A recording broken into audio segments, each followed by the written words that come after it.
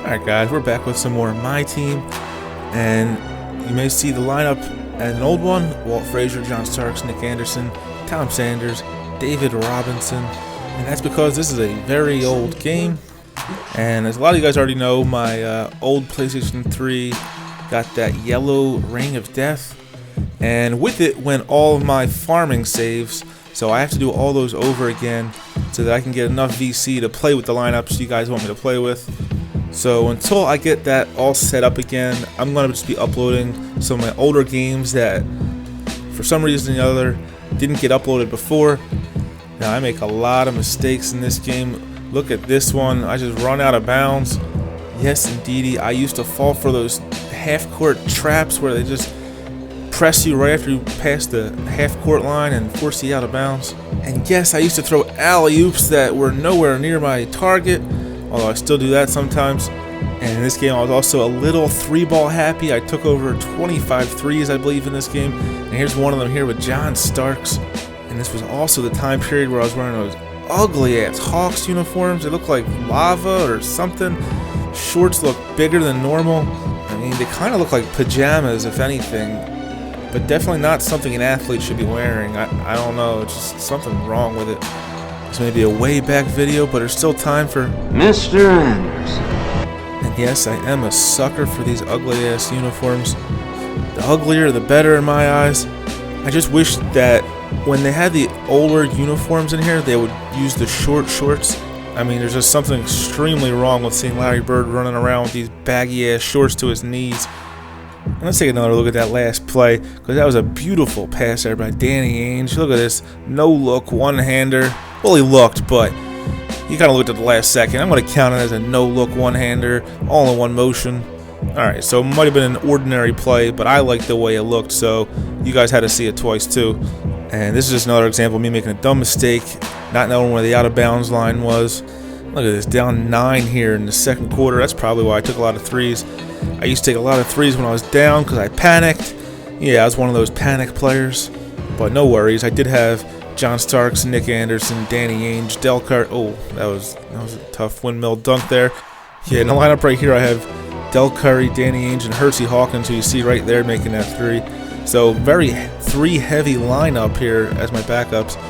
But my opponent also has some firepower at the three-point line. And watching back this game was a little frustrating because I'm like, what the hell am I doing there? Why didn't I do that other thing? Like, I would be passing up wide open shots with David Robinson, who was about to get this biff. And he picked up a 72 there on a biff meter, which is extremely high. He did get bonus points for it being back in time. Yes, I did not have the biff meter when this biff was made. He also got bonus points for putting it in the first row. And I guess this is just how I used to play, you know, taking a three with a guy right next to me. Danny Ainge don't care. Danny Ainge make it splash from anywhere. Danny Ainge don't play fair. He's just going to steal this ball right here and give it to someone who make you jump out your chair. Yeah, he's going to do the windmill dunk and give you the stare. Sorry, I had rhyming disease there for a second. It's very rare that I get it, but it is contagious, so stay away. And we're on the fast break here. We're going to throw that oop up to Gerald Wallace, who bricks the crap out of it. And we're in the second half now. Found a way to tie it up, but he's raining threes, so we're down 3 again. But we got Danny Ainge, so now I'm feeling extremely salty because I thought that was going in, even though I just edited this video yesterday. And that's something I probably should have remembered. As we glide to the basket and do a little jumper with John Starks, he's going to inbound the ball the length of the floor, hit a home run pass, and do a little dunk with Gerald Green. But that's okay, We got Danny Ainge again, who's going to find Gerald Wallace for the easy 2. He's going to inbound the ball the length of the floor, hit a home run pass, and do a little dunk with Gerald Green. And that's right, if he can recycle plays, I can recycle commentary. As he bangs home a 3 there with Richard Jefferson.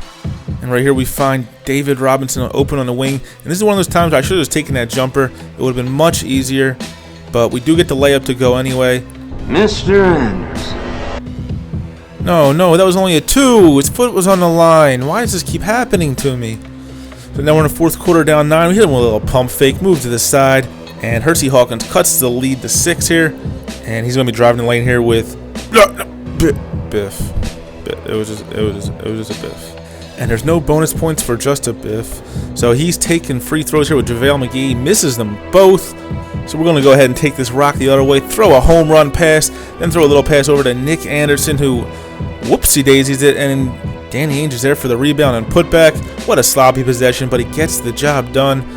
Lead is down to 5. He misses a 3, and we're on the break again. And right here I was expecting to do an alley-oop. I didn't do it, but I do get the layup to go down. And now we're doing between the leg dribbles, but we're down 7 again. I don't even know how that happened. And right there is another example. I had a wide open shot there with David Robinson, didn't take it, but we did happen to find another wide open shooter who bricked it, but David Robinson was there to play hero.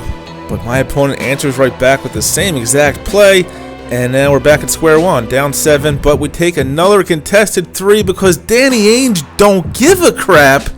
Lead is cut down to 4. My opponent's taking an outside jump shot. We get that rebound, and we're on the break again. Rookie Gerald Wallace taking it to the hole, and he should have dunked it on that man's head, but decides to do a little respectful layup. Lead down to 2, and we're going to get that steal, go the other way, but oh, he deflects it, and I didn't even know he deflected it. I was going to dive for that if I had the chance, but the ball is ours with a chance to tie the game or take the lead if we so desire to give it to one of our many three-point shooters. But we decided to give the ball to back to the other team, make it a little more difficult on ourselves, and I'm stuttering because I can't stand the excitement. And wow, I leave Richard Jefferson wide open for 3, down 5, 50 seconds to go. John Starks with the ball. He's shooting threes with people right next to him, and he's gonna brick it. And what the hell is going on here? Down 5, my opponent has the ball, 40 seconds to go, and he takes an ill-advised shot, doesn't even use any clock. Kids today, what are they doing?